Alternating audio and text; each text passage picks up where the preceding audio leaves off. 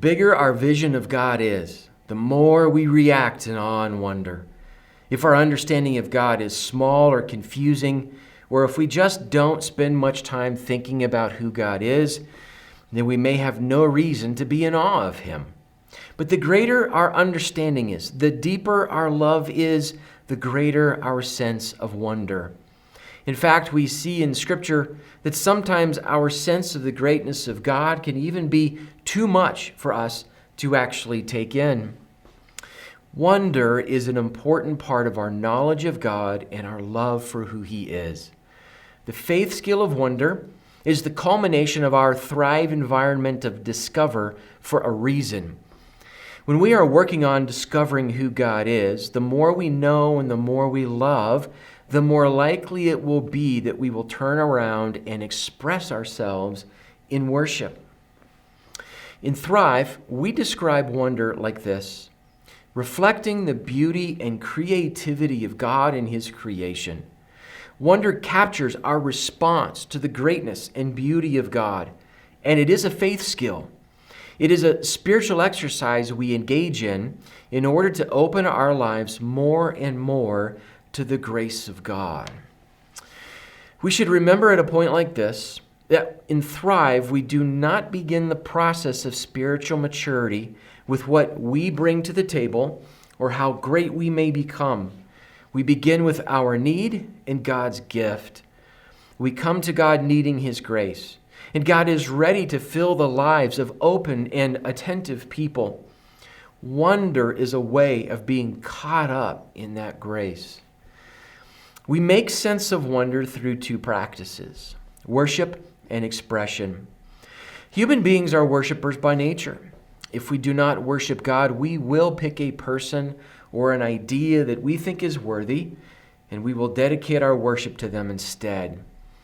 Our expression of that worship is a function of what I have in my hand and what I think about my God. If He truly is great and worthy of my life, my expression will match that belief.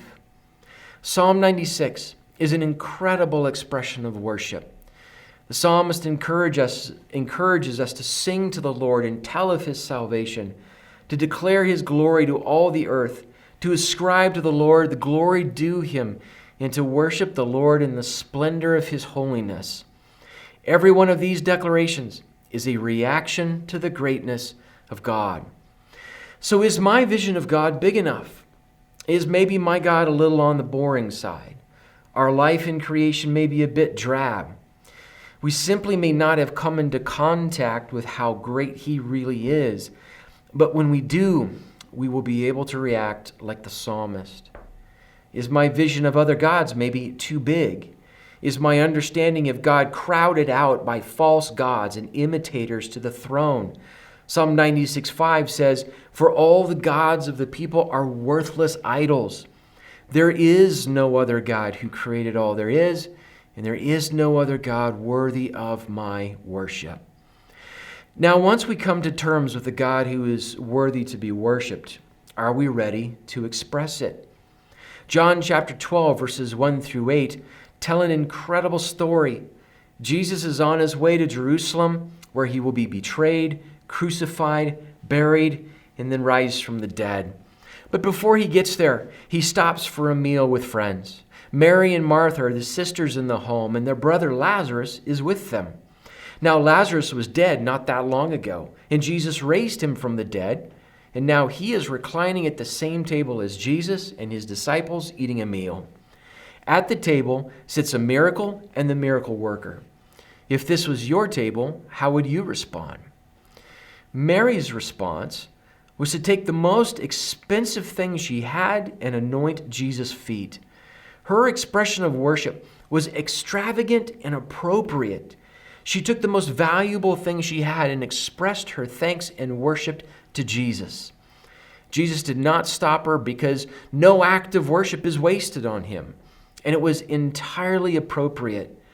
Without knowing it, she was acting out the burial and resurrection of Jesus Christ. But not everyone there was thrilled. Judas, the one who was going to betray Jesus, thought the perfume should be sold and given to the poor. Well, he didn't actually care about the poor. He was skimming from the money bag. Judas failed at the moment of expression because his idol, money, blinded him to both the miracle, the man raised from the dead, and the miracle worker seated at the table with him. So what is it that I see? The miracle worker rose from the dead and is still with us, seated at our table, so to speak. The miracle is all around us and sometimes even shows up in incredible ways. But now we know there is a way to miss all of it. Is my vision of false gods too big to see Jesus? Or is my vision of God big enough to prompt extravagant worship in my life?